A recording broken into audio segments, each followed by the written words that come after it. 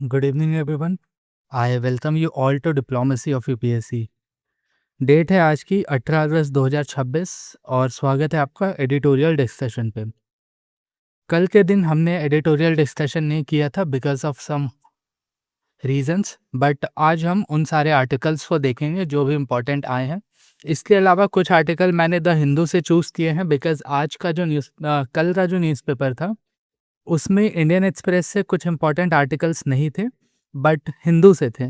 सो कल का हम कुछ हिंदू का आर्टिकल देखेंगे और आज का हम इंडियन एक्सप्रेस का आर्टिकल देखेंगे। नेवरदलेस लेट्स गेट स्टार्टेड और देखते हैं कौन कौन से आर्टिकल्स इम्पोर्टेंट आर्टिकल इन दोनों दिनों में आए हैं। लेट अस सी। सबसे पहला आर्टिकल है फेडरल डायलेमा ऑफ डिलिमिटेशन के ऊपर। अप्रैल के महीने में सेंट्रल गवर्नमेंट ने प्रपोज किया था डिलिमिटेशन बिल। ये डिलिमिटेशन बिल प्रपोज करता है कि ये जो लोकसभा का सीटें हैं अराउंड 535 सीट्स हैं, 543 सीट्स हैं, इनको बढ़ा करके अराउंड 850 तक किया जाएगा। It is because of the fact कि ये जो 543 सीट्स जो लोकसभा में है ये 1971 का जो सेंसस है इस पे फिक्स की गई है और उस समय से जो इंडिया का पॉपुलेशन बहुत ही शूट अप हो चुका है। कुल मिलाकर के 25 सालों तक इसको फ्रीज किया गया था, but in the year of 2000 से लेकर 2004 के बीच में जब अटल बिहारी वाजपेयी जी की सरकार थी उन्होंने भी इस डिलिमिटेशन को पोस्टपोन कर दिया था बाय 25 ईयर्स, मतलब 25 सालों के लिए फ्रीज कर दिया था। 2001 की बात है, अभी 2026 है और ये जो फ्रीज है ये अनफ्रीज होने जा रहा है और इस साल गवर्नमेंट ये कोशिश कर रही है कि by the end of this year या फिर अगले साल डिलिमिटेशन बिल को पास करके जो भी लोकसभा का जो सीटें हैं उन सीटों को बढ़ाया जाए। बट इसके कुछ मेजर्स और रीजनेबल कंसर्न्स हैं जो कि ऑथर ने इस आर्टिकल में लिखा है। सो हम उसे अच्छे से डिटेल में देखते हैं। सेकेंड बिल शशि थरूर जी ने लिखा है। He is a parliamentarian member of parliament है फ्रॉम केरला। उन्होंने लिखा है कि इंडिया की जो डेमोक्रेसी है ये डिफरेंट इलेक्टोरल रिदम्स पे बेस्ड है और जो सेंट्रल गवर्नमेंट का आइडिया है वन नेशन वन इलेक्शन का, ये one nation one election will undermine various interest of the state. ठीक है, सो इन्होंने कौन कौन से कंसर्न्स रेज किए हैं और ये वन नेशन वन इलेक्शन ये एक्चुअली में क्या है और इसका क्या सिग्निफिकेंस है, व्हाट आर द इम्प्लीकेशंस, हम इसे डिटेल में देखते हैं। इसके अलावा फ्री लीगल एड, जो कि हम जानते हैं कि जो भी poor and the vulnerable sections of society है उनको लॉयर्स की सहायता फ्री ऑफ कॉस्ट देने का प्रावधान है हमारे संविधान में भी, और जो सुप्रीम कोर्ट ऑफ इंडिया है इन्होंने भी इस तरीके के प्रावधानों का गठन किया है। सो ये फ्री लीगल एड क्या है इसे भी हम देखते हैं और इससे क्या क्या इम्प्लीकेशंस हैं और कौन कौन से सुधार करने की ज़रूरत है। So without a much delay let's get started now. जो पहला आर्टिकल हम डिस्कस करने वाले हैं it is on one nation one election. Shashi Tharoor ji का कहना है कि इंडिया की जो डेमोक्रेसी है it needs different electoral rhythm. India जो है ये बहुत ही डाइवर्स स्टेट है, यहाँ पे बहुत सारी स्टेट्स हैं, इसमें मौजूद है बहुत सारी यूनियन टेरिटरीज यहाँ पे प्रेजेंट है और ये सभी स्टेट्स और यूनियन टेरिटरीज मिल करके इंडिया का गठन करती है। सबकी अपनी अपनी ज़रूरतें हैं, सबकी अपनी अपनी इकोनॉमी है, सबकी अपनी अपनी सोसाइटल प्रॉब्लम्स हैं। ठीक है, सो इन सभी चीज़ों को ध्यान में रख के अगर हम एक ही रिदम में वन नेशन वन इलेक्शन को इम्प्लीमेंट करते हैं सो इसके काफ़ी नेगेटिव इम्पैक्ट्स होंगे। सो पहला कंसर्न हमें आता है कि ये वन नेशन वन इलेक्शन क्या है। देखो, जिस तरीके से जनरल इलेक्शन होती है, general election takes place in every 5 years. Last general election था हमारा 2024 में, उससे पहले था 2019 में, उससे पहले था 2014 में। 2014 से लेकर के अभी तक एक ही गवर्नमेंट पावर में है और जो नेक्स्ट इलेक्शन है ये 2029 में 2029 में है। So one nation one election का मीनिंग ये है कि जिस समय पर लोकसभा के इलेक्शंस होंगे उसी समय पर लेजिस्लेटिव असेंबली के भी इलेक्शन कंडक्ट किए जाएंगे। ठीक है, सो इसका बेसिक सिग्निफिकेंस ये है कि अगर 2029 में लोकसभा के इलेक्शंस होंगे तो पूरे इंडिया में जितने भी स्टेट लेजिस्लेचर हैं उनके भी जो लेजिस्लेटिव असेंबली का इलेक्शंस है उसको भी साथ में ही कंडक्ट किया जाना है। That is the meaning of one nation one election. So author ये कह रहे हैं कि इंडिया का जो वास्ट डाइवर्सिटी है और उनका एक एसिमेट्रिक डेवलपमेंट है, जो भी जितने भी स्टेट्स हैं सभी एक तरीके से डेवलप नहीं हुए हैं, उनके बीच में एसिमेट्री है। कुछ स्टेट्स में बहुत ही मेजर प्रॉब्लम्स है अभी भी, पावर्टी की, डेवलपमेंट की, लिटरेसी की, हेल्थ केयर की। सो सबके अपने अपने चैलेंजेस हैं और एक यूनिफॉर्म साइकिल अगर हम इसमें प्रोड्यूस कर देते हैं तो उससे काफ़ी नेगेटिव इम्पैक्ट पड़ जाएगा। इसके अलावा ये democratic accountability as well as voter choice के लिए भी ठीक नहीं है, बिकॉज जब भी नेशनल लेवल का इलेक्शन होता है, लोकसभा का इलेक्शन होता है, तो उस समय पर नेशनल इश्यूज के ऊपर में जितने भी वोटर्स हैं वो वोट करते हैं। बट जब भी स्टेट का इलेक्शन होता है तो जितने भी लोकल इश्यूज हैं ये लोकली वैलिड करते हैं। ये लोकली जितने भी लोकल इश्यूज और स्मॉलर इश्यूज हैं, जो वोटर्स हैं उन बेसिस पे अपने वोट को कास्ट करते हैं। सो जीएस पेपर के हिसाब से देख ले, सो this newspaper article is very important from all the perspective. सारे जीएस पेपर के हिसाब से है। ऑब्वियसली डेमोक्रेसी की बात हो रही है तो जीएस पेपर 2 में इसका रेलेवेंस होता है। GS just give me a moment. हाँ सॉरी, यहाँ पर थोड़ा सा मिस्टेक हो गया। ये जो पोर्शंस है ये पोर्शन जीएस पेपर 2 में होने चाहिए, मैंने यहाँ पे गलत डाल दिया है। सो चलो, जैसे कि जीएस पेपर 2 में organisational structure functioning of the union parliament, ये टॉपिक से आप रिलेट कर सकते हो। इसके अलावा जब भी इंडिया में इतने बड़े लेवल पर अदर इलेक्शन होगा so it will undermine India का सिक्योरिटी। सो उस रीज़न से it is important from the perspective of GS paper 3। GS paper 2 में इंडियन सोसाइटी में diversity of India is a much bigger topic, उसके हिसाब से भी this is very important. As well as GS paper 4 में ethics in governance. इसके अलावा conflict of interest, that is a debate between centralisation and federal economy. So ये चारों GS paper के हिसाब से इंपॉर्टेंट है और बेसिकली ये बहुत न्यूज़ में है। तो अगर अगले साल आप पेपर को अटेम्प्ट करने जा रहे हो या फिर next to next year, so this newspaper article becomes very relevant और इसके हाई चांसेस हैं कि आपके एग्जामिनेशन में इससे रिलेटेड कोई ना कोई क्वेश्चन आ जाए। So one nation one election का हम स्टैटिक कंसेप्ट जो हैं उसको देखते हैं। That one nation one election basically means कि जो लोकसभा और स्टेट लेजिस्लेचर के जो इलेक्शंस हैं उनको साइमल्टेनियसली कंडक्ट कराना और एक ही साथ में सारे स्टेट्स का जो इलेक्शंस है इस ये हो जाए, ये बेसिकली इसका मीनिंग होता है। But what are the reasons behind it, ये करने का कुछ ना कुछ कारण तो होना चाहिए ना। देखो, जो इंडिया में इलेक्शंस होते हैं, इलेक्शंस का एक बहुत ही बड़ा कॉस्ट होता है, तो वो कॉस्ट को बचाने के लिए इसके अलावा वहाँ पर मॉडल कोड ऑफ कंडक्ट लगता है। मॉडल कोड ऑफ कंडक्ट में बेसिकली जितने भी गवर्नमेंट टीचर्स हैं या फिर गवर्नमेंट सर्वेंट्स हैं उनको भी काम दिया जाता है और वो इलेक्शन ड्यूटीज़ पे चले जाते हैं। इसकी वजह से क्या होता है कि एजुकेशन में, बच्चों की स्कूलिंग में बहुत ही गैप्स आने लगते हैं। इसके अलावा जो एडमिनिस्ट्रेटिव चैलेंजेस है, सारे एडमिनिस्ट्रेशन जो है वो इलेक्शन स्मूथ तरीके से हो जाए इसमें बिजी होती है। सो जस्ट बिकॉज की कॉस्ट का बचत हो, एडमिनिस्ट्रेशन एडमिनिस्ट्रेशन का जो बर्डन है, उनके ऊपर जो बर्डन है वो कम हो सके। इसके अलावा एक पॉलिसी में कंटिन्यूटी रहे, बिकॉज अगर एक साथ ही 2 इलेक्शंस होगा तो साइमल्टेनियसली वो ख़त्म भी होंगे और साइमल्टेनियसली वो शुरू भी होंगे। सो इन तरीके की चीज़ों के हिसाब से वन नेशन वन इलेक्शन का जो प्रपोज़ल है वो आया है। बट इसमें ऑथर जो है वो मेजर कंसर्न्स रेस करते हैं, because it is a threat to federalism. Federalism का थ्रेट किस लिए है? बिकॉज जैसे मैंने अभी आपको बताया कि जब भी लोकसभा के इलेक्शंस होते हैं तो वो नेशनल लेवल के इलेक्शन होते हैं। उसमें जो मेन इश्यूज जिसके ऊपर जो वोटर्स हैं वो वोट करते हैं वो नेशनल इश्यूज होते हैं। ठीक है, वो national issues such as security of India या फिर गवर्नमेंट की जो सेंट्रल गवर्नमेंट है उसकी जो मेजर पॉलिसीज़ हैं, वो सारी चीज़ों के ऊपर में किस तरीके से सेंट्रल गवर्नमेंट जो है वो अपने कल्चर को आगे लेकर के चल रही है, सिक्योरिटी को आगे लेकर चल रही है, एजुकेशन को कैसे आगे लेकर चल रही है, हेल्थ केयर को, एज़ वेल एज़ जो फार्म सब्सिडीज़, तो ये सारी चीज़ों के ऊपर में डिटरमाइन होती है इलेक्शन, और जो वोटर्स हैं, इन सारे रीज़न्स के ऊपर में वोट करते हैं।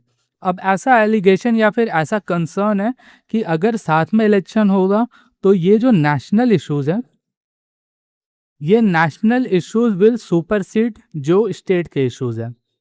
सो इसकी वजह से क्या होगा कि एक रीजनल इम्बैलेंस क्रिएट हो जाएगा, और जितने भी रीजनल पार्टीज़ हैं, उनका जो दबदबा है या फिर इन द सेंस कि उनका जो प्रभाव है, वो इलेक्शंस पे कम होगा, और इसका नेगेटिव इम्पैक्ट दिखेगा in India federalism.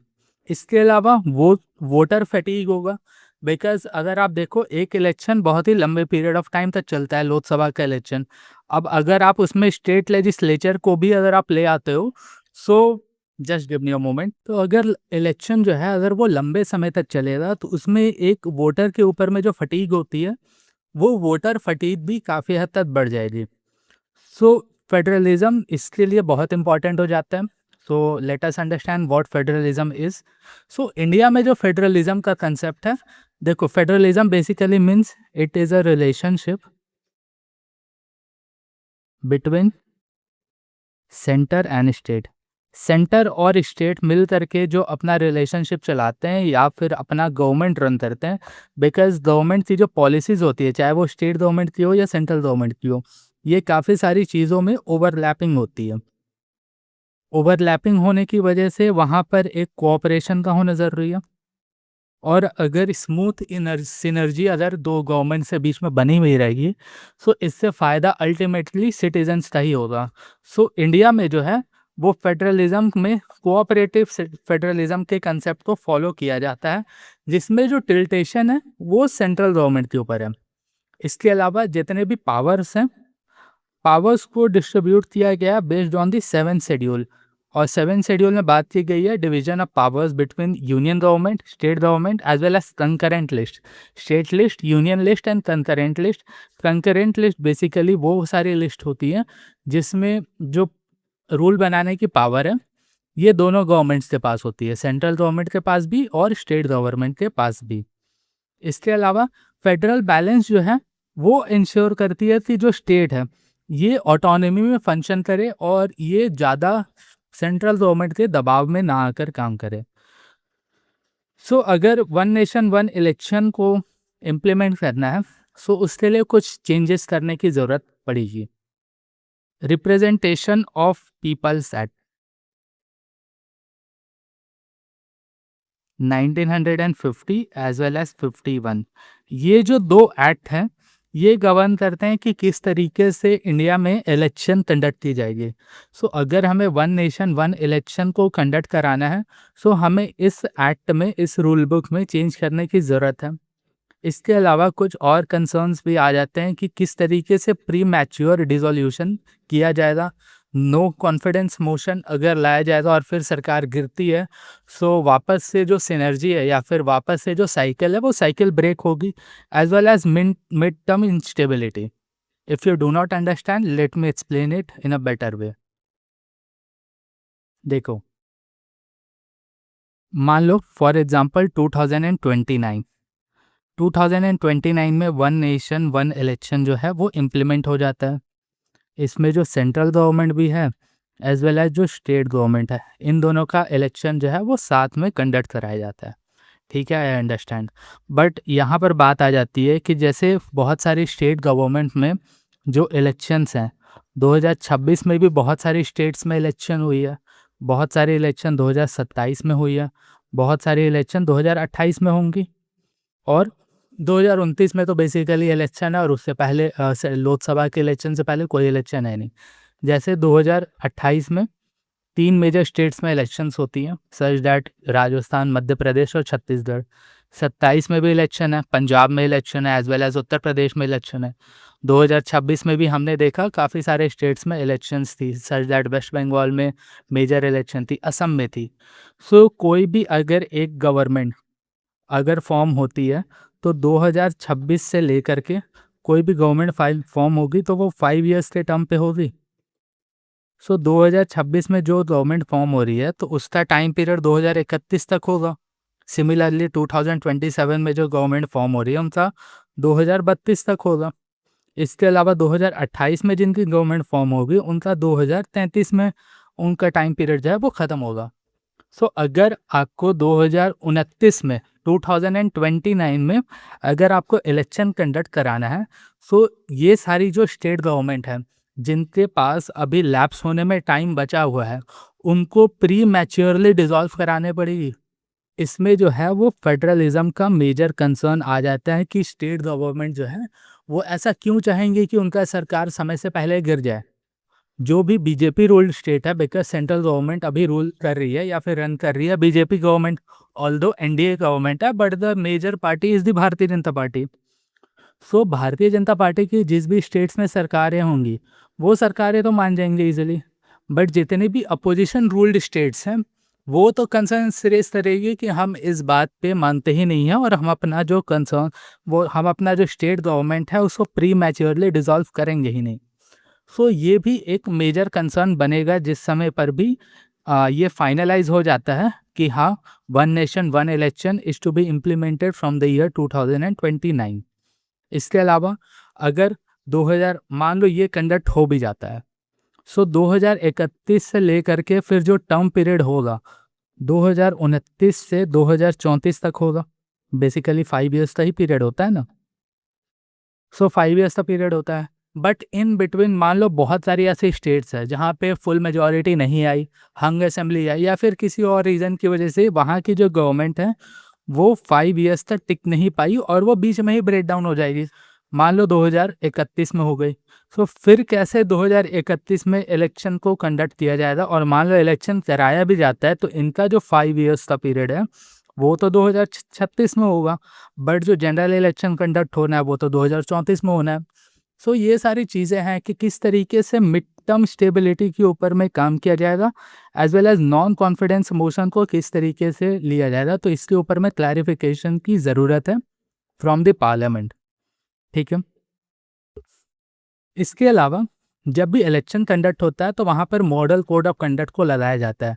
Model code of conduct basically means कि इलेक्शन कमीशन के द्वारा वो लगाया जाता है और उसमें कोई भी जो गवर्नमेंट है, इरिस्पेक्टिव कि वो सेंट्रल गवर्नमेंट है या स्टेट गवर्नमेंट है, वो मेजर अनाउंसमेंट से नहीं कर सकती है। इसके अलावा वो वोटर्स को लुभाने के लिए कोई भी पॉपुलिस्ट स्कीम्स नहीं चला सकती है। कैश डिस्ट्रीब्यूशन इसमें मना होता है और भी बहुत सारी जो रूल्स एंड रेगुलेशन है ये election commission of India frame करती है और उस हिसाब से होती है। बेसिकली जो भी गवर्नमेंट का रिक्रूटमेंट है वो भी बंद हो जाता है। सो कुल मिलाकर के एडमिनिस्ट्रेशन का जो काम है उसके ऊपर में एक पॉज लगता है। सो अब अगर 2029 में वन नेशन वन इलेक्शन को कंडक्ट किया जाएगा, सो जितना टाइम पीरियड में इलेक्शंस होता है वो टाइम पीरियड जो है वो तो काफ़ी ज़्यादा बढ़ जाएगा।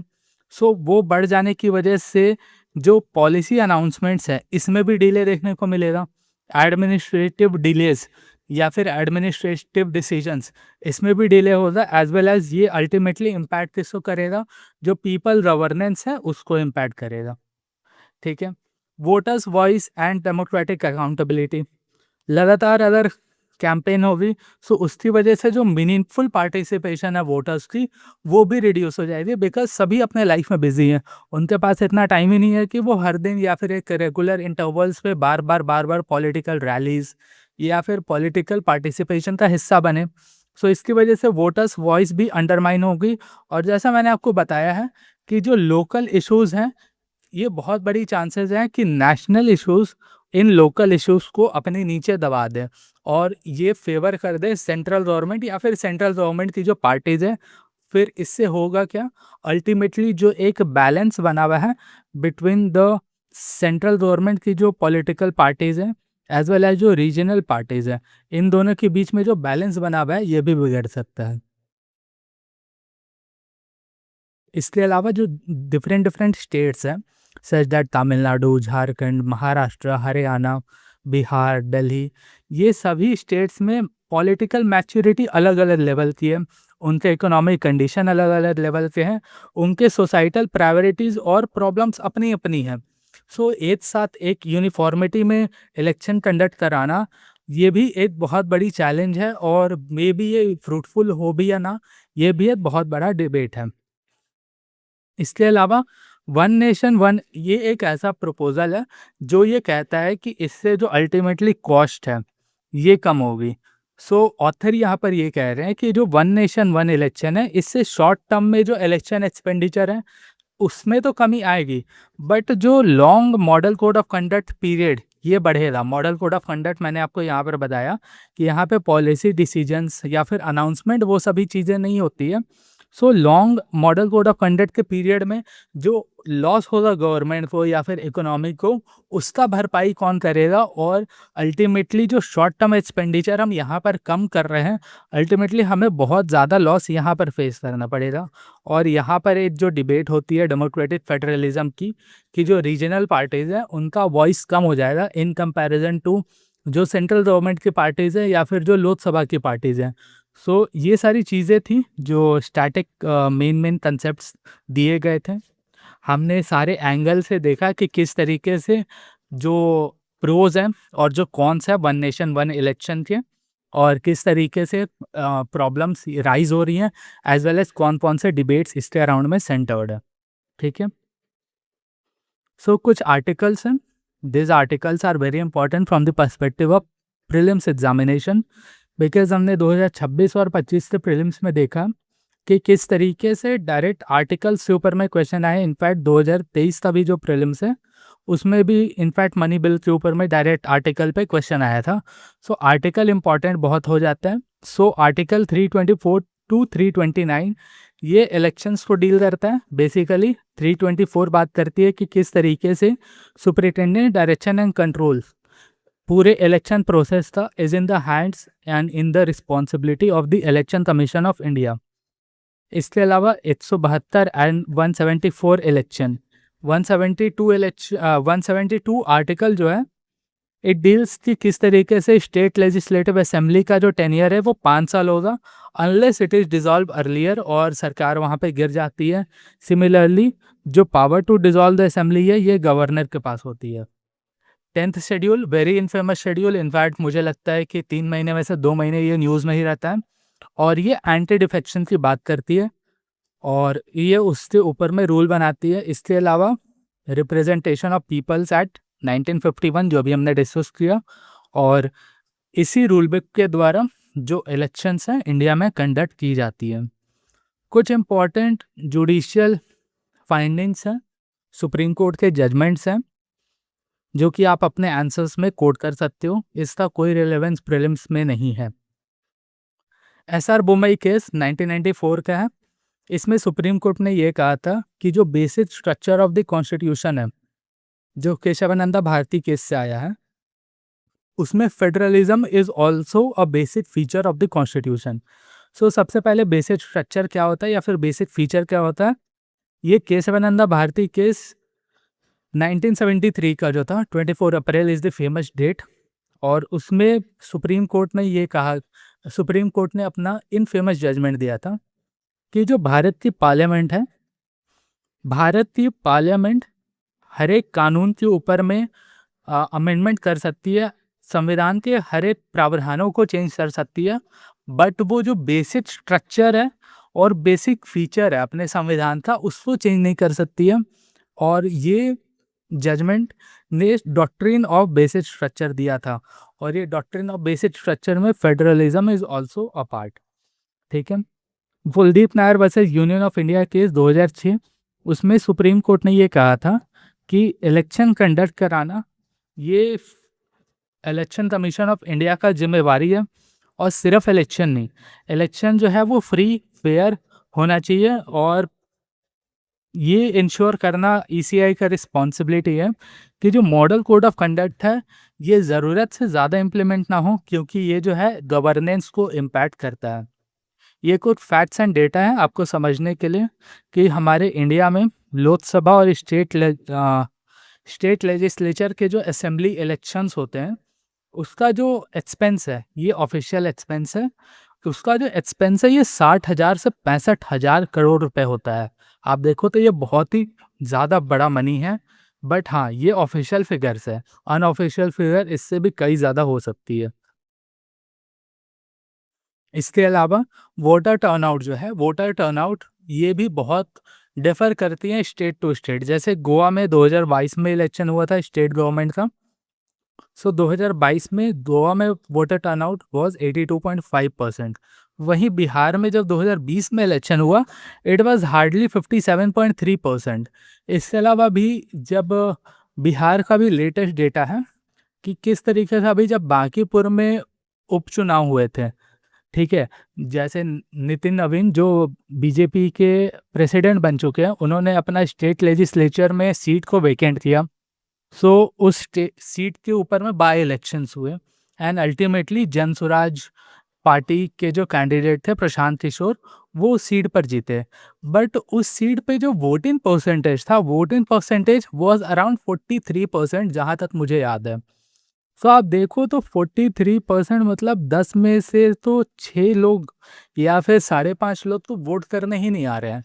सो ये बहुत बड़ा डिफरेंस है वोटर टर्नआउट में, ठीक है?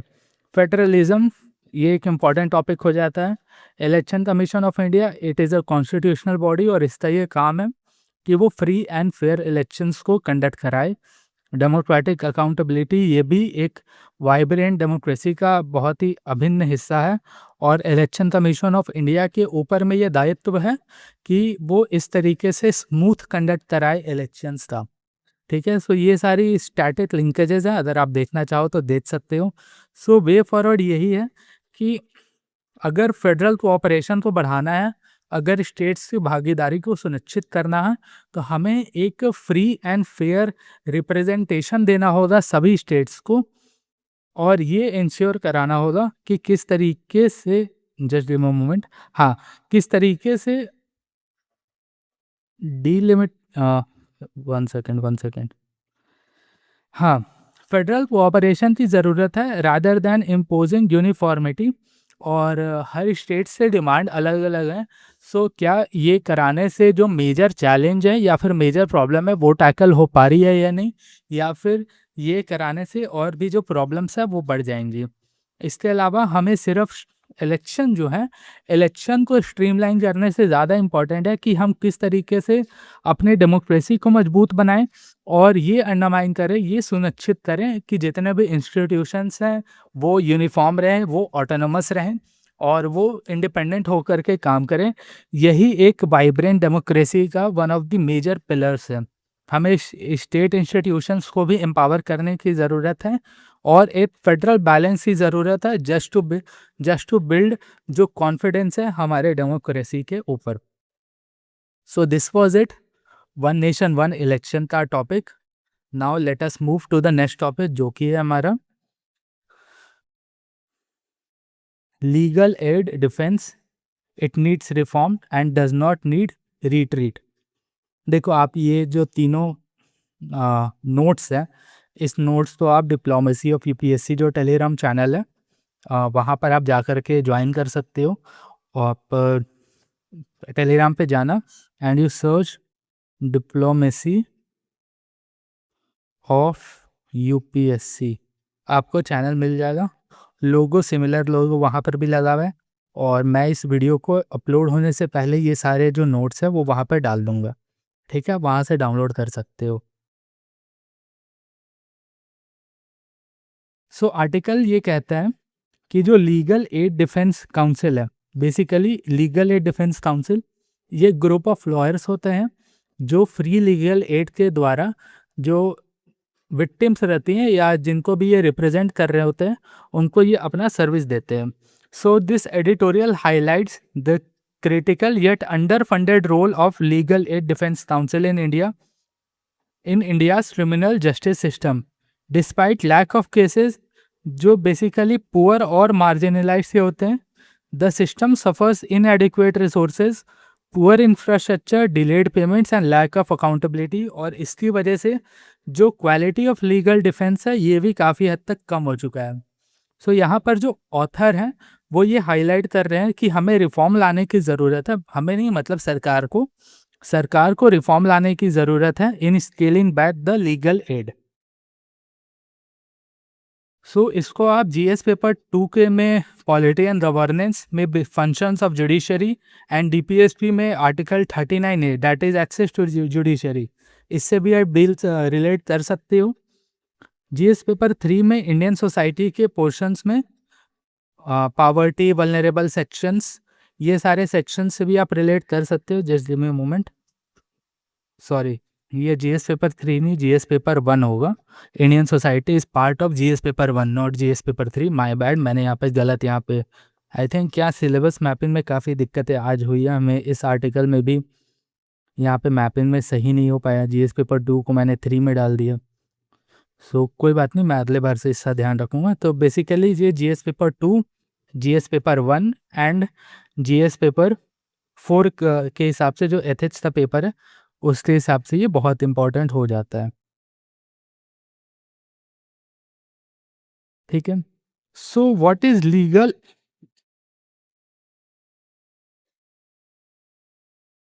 So what is legal aid defence council? So legal aid defence council ये लॉयर्स का इम्पैनल है under legal aid defence scheme, और ये प्रोवाइड करते हैं free legal defence to the people who can not afford representation. मतलब ऐसे गरीब और वल्नरेबल सेक्शंस जो लॉयर की फीस एंड लॉयर के जो चार्जेस होते हैं उनको अफोर्ड नहीं कर सकते हैं, ये उनको रिप्रेजेंट करते हैं और उनके बिहाफ पे केसेस को लड़ते हैं कोर्ट्स में। So they are first point of contact, जिनको भी जिन गरीब को ज़रूरत होती है अपने केसेस में लॉयर्स की, उनके ये फर्स्ट पॉइंट ऑफ कांटेक्ट होते हैं। और इसका जो बेसिकली मोटिव है, इट इज़ टू इंश्योर कि ट्रायल जो है फेयर ट्रायल और इक्विटी बिफोर द लॉ, ये संविधान ने भी अपना अधिकार दिया है सभी को, सभी नागरिकों को, और ये उसको इंश्योर करता है। सो कुछ की पॉइंट्स जो इस आर्टिकल में रेज किए गए हैं, डैट 2025-26 में लीगल एड डिफेंस काउंसिल को टोटल 4,86,000 4,86,000 केसेस जो हैं वो असाइन किए गए थे, बट और उसमें से 1.6% केसेस जो हैं वो काफ़ी सीरियस केसेस थे। ठीक है।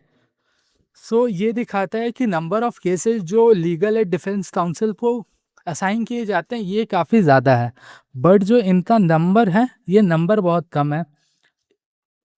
सो ये जो कंप्लीट सिस्टम हो जा रहा है, ये सिस्टम जो है ये ओवर बर्डन हो जाता है। इसकी वजह से क्या है, जो लॉयर्स हैं वो क्वालिटी इंश्योर नहीं कर पाते हैं, लॉयर्स के ऊपर में इतना दबाव होता है, सो दे ऑफन कम अनप्रिपेयर्ड, किसी भी केस में उनको अंडर पेड होता है बिकॉज गवर्नमेंट जो उनको पे करती है ऑन बिहाफ कि वो रिप्रेजेंट कर रहे हैं वो अंडर पेड होता है। उसकी वजह से क्या होता है, उनका मोटिवेशन या फिर self esteem is also down, और it lead to mechanical representation rather than effective defence. So ऐसा ये देखा गया है कि जो भी इन सारे केसेस को रिप्रेजेंट करते हैं लॉयर्स, ये सिर्फ खाने पूर्ति करने के लिए ही गरीबों को रिप्रेजेंट कर रहे हैं, ये इफेक्टिव हैंडलिंग नहीं कर रहे हैं, and they are not treating them as clients because पैसे तो वो डायरेक्टली नहीं दे रहे हैं, डायरेक्टली पैसे तो गवर्नमेंट दे रही है, तो फिर ये उनकी नहीं सुनते हैं। ठीक है। कुछ ऐसे सिस्टमैटिक गैप्स हैं जिसको आइडेंटिफाई किया गया है इस आर्टिकल में, जैसे कि लो ऑनोरेरियम, मतलब बेसिकली जो पेमेंट्स होती है वो पेमेंट जो है वो उनके डिमांड के हिसाब से नहीं है। जो आज से समय लॉयर्स को जो पेमेंट मिलती है वो काफ़ी हाई है, lawyers used to charge lakhs and lakhs of money for the whole case.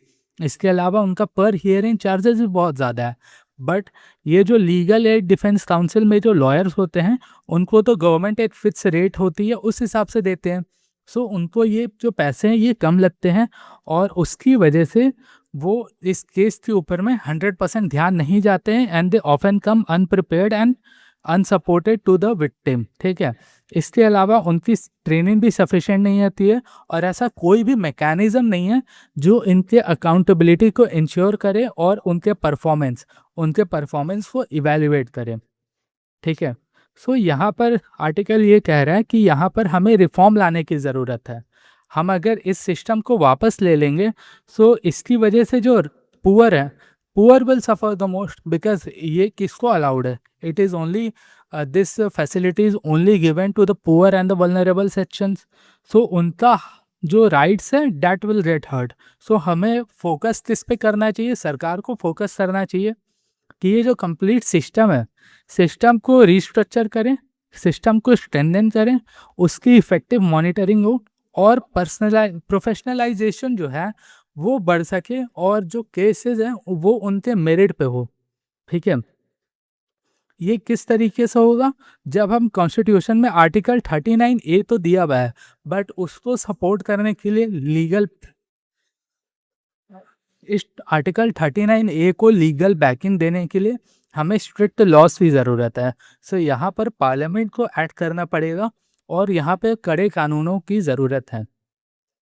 So legal framework ये कहता है कि article 14 ensures that every citizen has equal rights before the law, और article 21 ensures right to life and personal liberty. Article 22A, it says the right to be defended by the legal practitioner is of one's choice। But यहाँ पर आप देखो जो legal aid defence council है, उसमें जो lawyers हैं, lawyers आपको डायरेक्टली असाइन होते हैं और आपको चूज़ करने का जो ऑप्शंस है ये बहुत ही लिमिटेड हो जाता है और बेसिकली आपको नहीं मिलता है।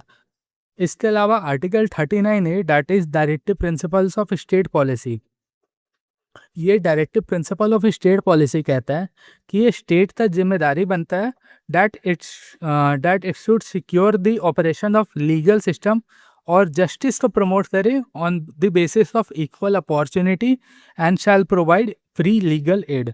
इसके अलावा आर्टिकल 32 और Q26 it talks about the remedies for enforcement of fundamental rights, ठीक है।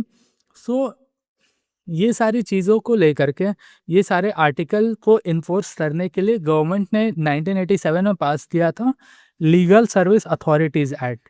इसमें 4 बॉडीज़ बनाई गई थी जो फ्री लीगल सर्विसेज प्रोवाइड कर रही थी अलग अलग लेवल्स पे, नेशनल लेवल पे, स्टेट लेवल पे, डिस्ट्रिक्ट के लेवल पे एंड तालुका के लेवल पे। And they are respectively called as NALSA, SALSA, district level service authorities and taluka level service committees, ठीक है। लीगल सर्विस अथॉरिटीज एक्ट 1987 का सेक्शन 12 ये कहता है कि एंटाइटल्ड पर्सन्स जो है वो फ्री लीगल एड लेने का हकदार है, बट ये सभी को हकदार नहीं होती है। What are the different communities that are eligible? वो कम्युनिटी है scheduled caste and scheduled tribes, जो विमेन है, जो चिल्ड्रेन है, those who are the victims of trafficking, industrial workman etcetera. So ये जो फ्री लीगल एड का सिस्टम है उसमें national legal service authority act, ये जो नालसा है इसको 2015 में 15 में भी इनैक्ट किया गया था, उसमें अमेंडमेंट लाया गया था। इससे through legal aid defence council में इम्पैनलमेंट ऑफ लॉयर्स इसको बढ़ाया गया था। पेमेंट जो उनकी होनी चाहिए, जो उनका फीस है या फिर जो भी उनका पेमेंट है उसको किस तरीके से दिया जाए, as well as periodic monitoring and evaluation, ये सभी चीज़ों को इस एक्ट के द्वारा मैंडेट किया गया है। पर इतने सारे स्ट्रॉन्ग प्रोविजंस होने के बाद भी आज भी हम देखते हैं कि इसके इम्प्लीमेंटेशंस में, इसके सर्विस में काफ़ी गैप्स एंड काफ़ी लूप होल्स हैं। इन सारी चीज़ों को ठीक करने की ज़रूरत है। सो ये कुछ जुडिशियल फाइंडिंग्स हैं जिसमें अलग अलग कोर्ट्स ने, बेसिकली सुप्रीम कोर्ट ने ये कहा है कि किस तरीके से फ्री लीगल एड या फिर speedy trial is a part of effective delivery of justice. 1979 का केस है हुसैनरा खातून वर्सेस स्टेट ऑफ बिहार। इसमें सुप्रीम कोर्ट ने ये कहा था कि राइट टू स्पीडी ट्रायल ये जो है आर्टिकल 21 का पार्ट है और article 21 is right to life. So right to life का पार्ट है राइट टू स्पीडी ट्रायल, मतलब आपको अगर जस्टिस चाहिए या फिर आपको अपने केस का निर्णय चाहिए तो ये जल्दी होना चाहिए और ये आपके राइट टू लाइफ का पार्ट है। Sukhdas versus union territory of Arunachal Pradesh, इसमें right to free legal aid की बात की गई है और इसका जो कॉस्ट बियर करेगा, ये कौन कॉस्ट बियर करेगा? It will be the state, जो गवर्नमेंट है it will bear the cost, और ये भी आर्टिकल 21 के अंडर में है। MH hotspot versus state of Maharashtra 1978 का केस है और इसमें सुप्रीम कोर्ट ने ये कहा कि जिस भी सिटीजन को लीगल एड को डिनाई करना ये वायलेट्स करता है ट्रायल को, और ये उसके संवैधानिक अधिकार का उल्लंघन है। NALSA versus union of India 2014 में सुप्रीम कोर्ट ने डायरेक्ट किया था सारे स्टेट गवर्नमेंट्स को as well as union territories को कि वो फ्री लीगल एड को इफेक्टिवली मॉनिटर करें और इफेक्टिवली इम्प्लीमेंट करें, ताकि जो क्वालिटी ऑफ सर्विस है, क्वालिटी ऑफ सर्विस जो है ये इंश्योर हो सके और सिटीजन्स को एक बेहतरीन लीगल सिस्टम मिल सके। Anuj Garg versus hotel association of India 2008 में जो लीगल एड की प्रोविजंस हैं इसको एक्सपैंड करने की बात की गई थी और इसमें स्पीडी ट्रायल लाने की बात की गई थी सुप्रीम कोर्ट के द्वारा। ठीक है, सो चैलेंजेस क्या क्या हैं ये हम देख लेते हैं। ऑल्दो हमने डिस्कस कर ही लिया है कि किस तरीके से इंफ्रास्ट्रक्चर का गैप है, जो ऑप्टिमम पे होना चाहिए, उनका जो पेमेंट होना चाहिए वो फीस वो मार्केट रेट के हिसाब से वैल्यूएबल नहीं है, तो वो मोटिवेटेड फील नहीं करते हैं। इसके अलावा नंबर ऑफ़ लॉयर्स भी कम है, बट फिर भी हम देख लेते हैं। So inadequate number of lawyers है, हमने बात कर ही ली। Low and delayed honorarium that means payment, ये इफ़ेक्ट करता है किसी भी लॉयर से मोटिवेशन एंड क्वालिटी पे। इसके अलावा इनका ट्रेनिंग एज वेल एज जो इनके ट्रेनिंग के ऊपर या फिर इनके क्वालिटी के ऊपर किसी भी तरीके का स्पेशलाइजेशन नहीं है, या जैसे कि क्रिमिनल लॉ में, फॉरेंसिक एविडेंस में, विक्टिम राइट्स में, सो ये एक क्वालिटी इंश्योर नहीं कर पाते हैं। इसके अलावा पुअर इंफ्रास्ट्रक्चर भी है, मॉनिटरिंग नहीं होती है कि किस तरीके से ये सर्विस दे रहे हैं, अकाउंटेबिलिटी का कोई मैकेनिज्म नहीं है या फिर इवैल्यूएशन का मैकेनिज्म नहीं है। इसके अलावा जितने भी एलिजिबल बेनिफिशियरीज हैं एक्चुअली में तो उन्हें पता ही नहीं होता है कि इस तरीके का कोई फ्री लीगल एड का सिस्टम भी एग्जिस्ट करता है। सो हमें यहाँ पे अवेयरनेस क्रिएट करने की भी ज़रूरत है। ठीक है, सो वे फॉरवर्ड में आप बता सकते हो कि किस तरीके से हमें स्ट्रेंथ बढ़ाना है अपने लीगल एड डिफेंस काउंसिल में, जितने भी लॉयर्स से नंबर है और लॉयर्स की जो क्वालिटी है वो बढ़ाना है, ताकि हम एडिक्वेट एंड टाइमली ऑरेरियम को इंश्योर करके एक स्पीडी ट्रायल के थ्रू जस्टिस दे पाएँ। कैपेसिटी बिल्डिंग करने की ज़रूरत है और जितने भी क्रिमिनल लॉज हैं इसका अच्छे से स्टडी वो कर पाएँ, फॉरेंसिक लॉ से स्टडी कर पाएँ, पॉक्सो एक्ट, एनडीपीएस एक्ट, ये सारी चीज़ों का उनके पास नॉलेज होगा तो फिर वो इफ़ेक्टिव डिलीवरीज कर पाएंगे अपने अपने मैकेनिज़म्स की। इसके अलावा मॉनिटरिंग करने की ज़रूरत है ताकि उनका जो सर्विस का क्वालिटी है ये इंश्योर हो पाए और अकाउंटेबिलिटी एंड ट्रांसपेरेंसी इंश्योर हो पाए। ठीक है, सो ये सारे कुछ ऐसे इसके वे फॉरवर्ड्स है जो हमने ऑलरेडी डिस्कस कर लिया। ये एक मेंस था, प्रीवियस ईयर क्वेश्चन है जो कि इस टॉपिक से रिलेटेड है, आप इसको देख सकते हो। मेजॉरिटी ऑफ इसके पॉइंटर्स हमने ऊपर में डिस्कस कर लिए हैं और ये जो हमने लीगल टर्म्स कुछ ऊपर में डिस्कस किया ये उसी का डेफिनेशन है। सो हमने फ्री लीगल एड का जो ये आर्टिकल है इसको काफ़ी अच्छे से हर एक एस्पेक्ट में देख चुका हूँ और चलिए फिर अब नेक्स्ट टॉपिक पे चलते हैं and the next topic is delimitation. ठीक है,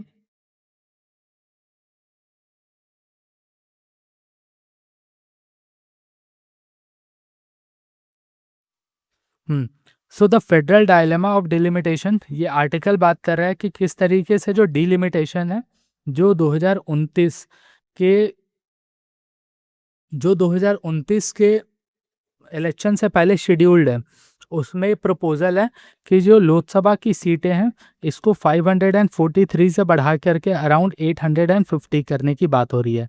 इसमें बहुत सारे स्टेट्स बहुत सारे कंसर्न्स रेस कर रही है बिकॉज जो इसमें डिवीजन होगा, जितने भी सीटें बढ़ेंगी it would be in the proportion कि उस स्टेट का पॉपुलेशन कैसा है। सो सदर्न स्टेट्स का ये बेसिकली कंसर्न है कि उन्होंने पॉपुलेशन कंट्रोल के जो मेजर्स हैं ये काफ़ी अच्छे तरीके से अपनाए हैं और इस पॉपुलेशन कंट्रोल के मेजर्स अपनाने की वजह से क्या हुआ है कि उनकी पॉपुलेशन जो है in respect to the northern states जो यूपी, बिहार, राजस्थान, मध्य प्रदेश, ये सारे स्टेट्स हैं, इन सारे स्टेट्स के कंपैरिजन में उन्होंने अपने पॉपुलेशन को कंट्रोल किया है। सो उनका ये कहना है कि अगर इस तरीके की चीज़ें होंगी और डिलिमिटेशन के बाद एक फेयर रिप्रेजेंटेशन नहीं रहेगा और जो स्टेट्स ऑफ पॉपुलेशन ज़्यादा है उनको सीटें भी ज़्यादा मिलेंगी, सो ये उनके साथ इनजस्टिस किया जाएगा। सो बेसिकली ये सारे जो कंसर्न्स हैं ये इस आर्टिकल में ऑथर ने रेस किए हैं। इसके अलावा जो स्मॉलर स्टेट्स हैं इनको भी डिसएडवांटेज मिलेगा, और ये जो रेशियो है लोकसभा की सीट्स वर्सेस राज्यसभा की सीट्स, ये भी काफ़ी हद तक इम्पैक्ट होंगी, बिकॉज डिलिमिटेशन के द्वारा लोकसभा की जो सीटें हैं वो 850 तक बढ़ सकती हैं, बट राज्यसभा की सीटें का बढ़ाने का प्रावधान डिलिमिटेशंस में नहीं है। ठीक है। सो अप्रैल के महीने में 2026 के अप्रैल अप्रैल के महीने में जो सेंट्रल गवर्नमेंट है उसने इंट्रोड्यूस किया था 131st अमेंडमेंट एक्ट बिल 2026।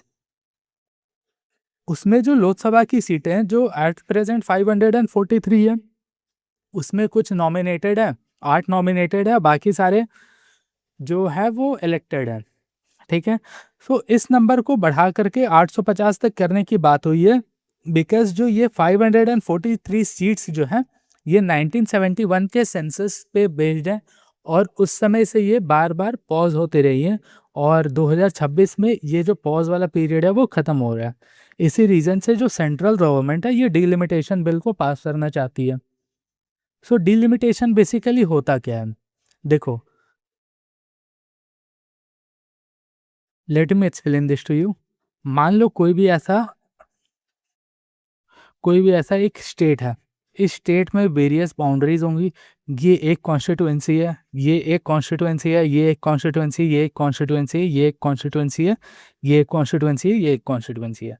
सो एक स्टेट जो है वो मल्टीपल कॉन्स्टिट्यूएंसी में डिवाइड होता है। ठीक है। सो मान लो फॉर एग्जांपल एक एमपी जो है एक एमपी जो है 1 लाख पॉपुलेशन को रिप्रेजेंट करता है, बट अगर उस एरिया, मान लो इस एरिया में 1 लाख पॉपुलेशन है, ठीक है, यहाँ भी 1 लाख है, यहाँ भी 1 लाख है, यहाँ भी 1 लाख है। सो इस एरिया में एक एमपी होंगे, इस एरिया में एक एमपी होंगे, इस एरिया में एक एमपी, सिमिलरली हर एक एरियाज में एक एक एमपी होंगे। बट अब क्या होता है, कुछ समय बाद ये जो 1 एमपी, ये जो पॉपुलेशन है ये 1971 का जो सेंसस हुआ था उस पर बेस्ड है। अब क्या हुआ है, 1971 के हिसाब से पॉपुलेशन बहुत ज़्यादा बढ़ी है। इस एरिया का पॉपुलेशन जो है वो एक समय पर 1 लाख जनसंख्या थी। अब इस एरिया का पॉपुलेशन हो गया है 2 लाख, इस एरिया का पॉपुलेशन हो गया है 5 लाख। सो बेसिकली ये जो रेशियो है मेंबर ऑफ पार्लियामेंट वर्सेस, एक second, member of parliament versus जो पॉपुलेशन का रेशियो है ये बिगड़ चुका है, क्योंकि यहाँ पर एक मेंबर ऑफ पार्लियामेंट जो है वो 2 लाख लोगों को रिप्रेजेंट कर रहे हैं, और इस एरिया के मेंबर ऑफ पार्लियामेंट 5 लाख लोगों को रिप्रेजेंट कर रहे हैं। सो ये जो है ये यूनिफॉर्मिटी बिगाड़ रही है। सो बेसिकली डिलिमिटेशन का कंसेप्ट होता है कि ये जो बाउंड्रीज एप्स यहाँ पर ड्रॉ की गई है ये बाउंड्रीज को रीडिफाइन किया जाए, और बेसिकली अगर 1 लाख या फिर 2 लाख के पॉपुलेशन पे एक एमपी हो तो उसका नया बाउंड्रीज बन पाए, और फेयर रिप्रेजेंटेशन हर एक स्टेट का या फिर हर एक कॉन्स्टिट्यूएंसी का हो पाए। सो this is the meaning of delimitation. So delimitation is the process of redrawing the boundaries of Lok Sabha and state legislature, और ये जो है ये पॉपुलेशन चेंज जिस हिसाब से हो रहा है उस हिसाब से हो। It is conducted by delimitation act जो 2002 में पास हुई थी, और जो इसका लास्ट एक्सरसाइज है वो 1971 के सेंसस पे बेस्ड है, और उसको फ्री स्टार दिया गया है। 2026 में बेसिकली उसका जो टाइम पीरियड है वो ख़त्म हो रहा है। इसका पर्पस क्या है डिलिमिटेशन का? पर्पस यही है जो मैंने आपको बताया, 1 person 1 vote 1 value and fair representation. अगर एक एमपी जो है वो अगर एक कॉन्स्टिट्यूएंसी में 2 लाख लोगों को रिप्रेजेंट कर रहा है, तो अगले कॉन्स्टिट्यूएंसी भी सिमिलरली 2 लाख ही होनी चाहिए, वो 5 लाख या 3 लाख नहीं होनी चाहिए। अदरवाइज ये फेयर रिप्रेजेंटेशन नहीं होगा, और हर एक पर्सन की जो वोट वैल्यू है ये भी कम ज़्यादा होंगी इस चीज़ों।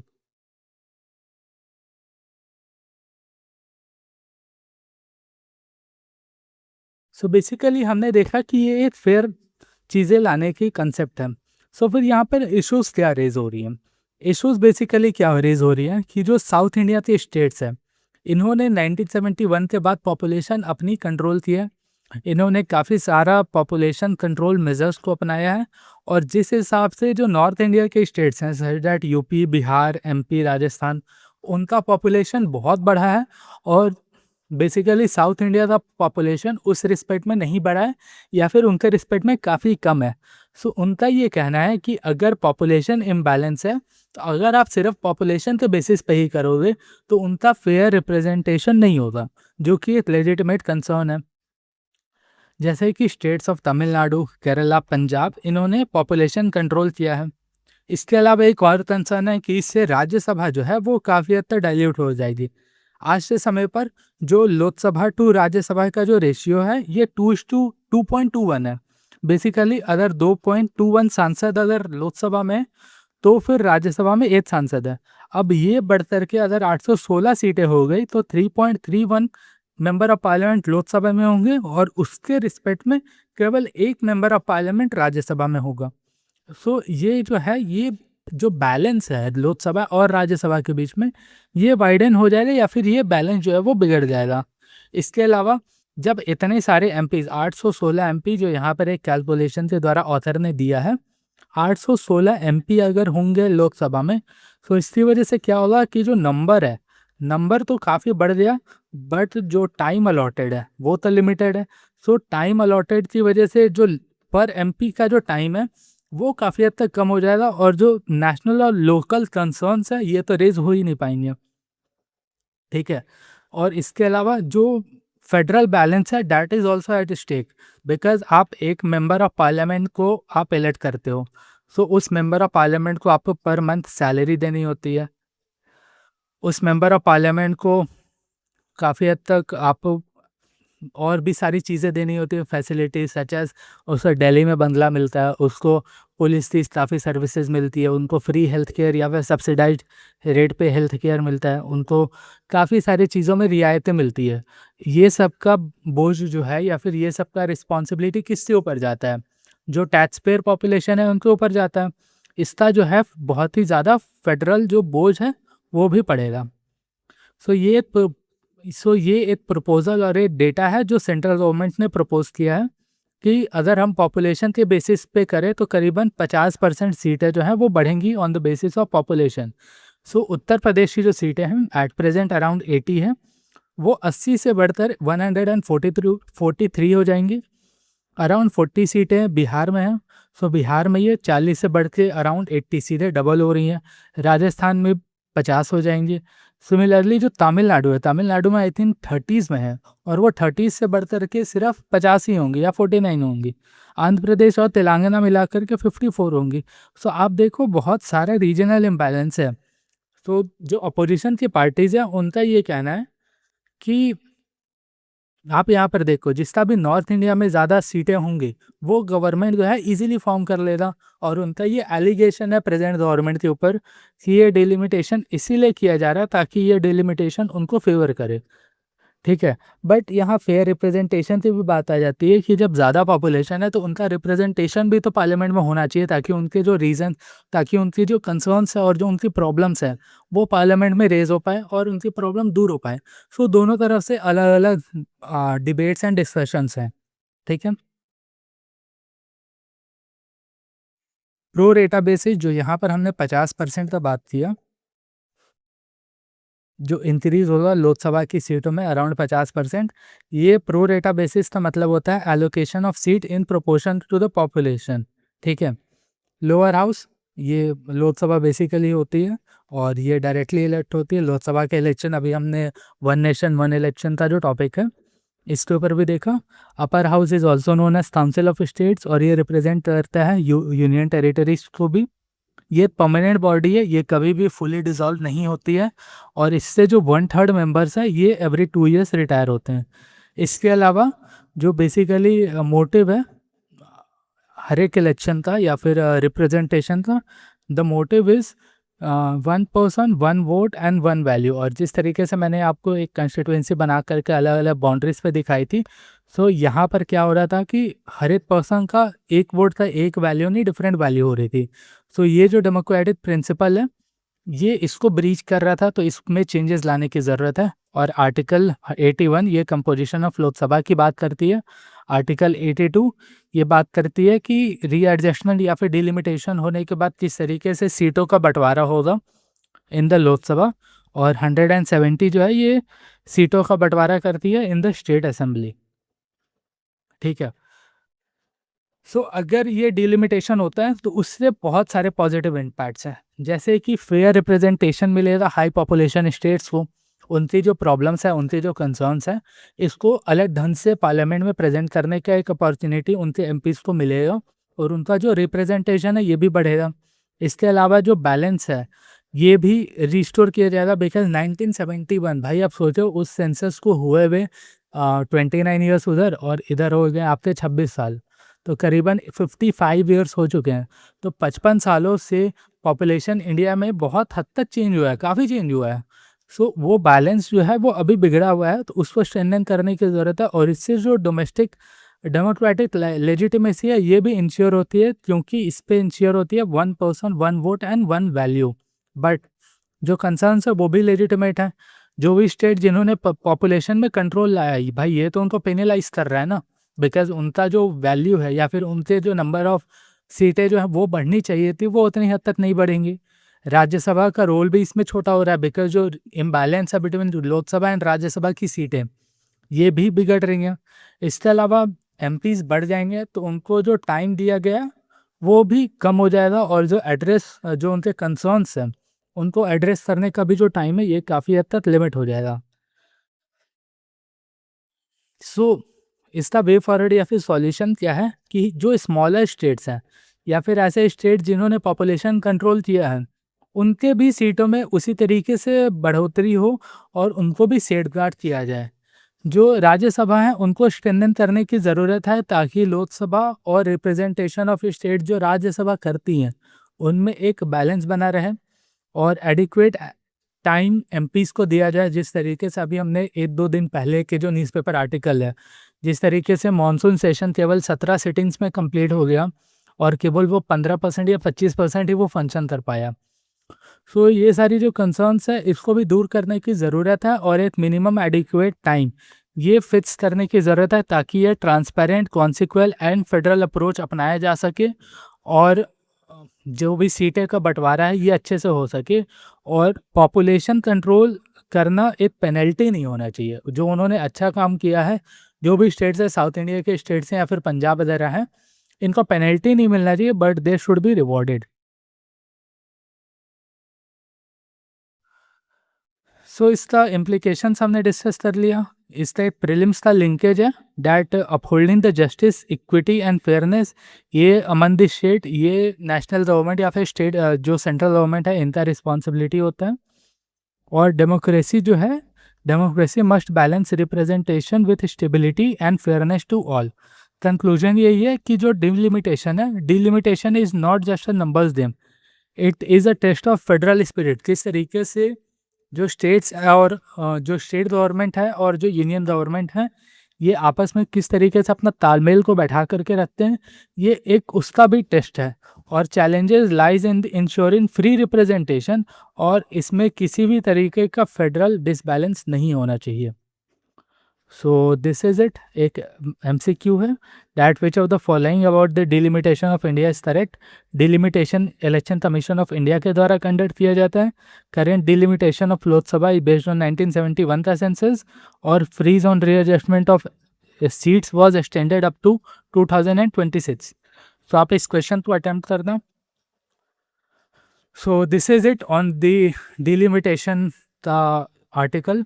हमने एक्सटेंसिवली हर एक पॉइंट को काफ़ी अच्छे तरीके से डिस्कस किया। We have looked up in every single aspect of it, और हमने किसी भी इम्पोर्टेंट पॉइंट को नहीं छोड़ा है। And if you are here till the end, I would like to say thank you to all of you for being so much patience, और अपना साथ यहाँ तक बरकरार रखने के लिए बहुत बहुत धन्यवाद। If you are here till the end of this video, thank you so much. अच्छे से पढ़ाई करते रहना। मिलते हैं कल के नेक्स्ट न्यूज़पेपर आर्टिकल से, न्यूज़पेपर एडिटोरियल से डिस्कशन में। Thank you so much. Good night.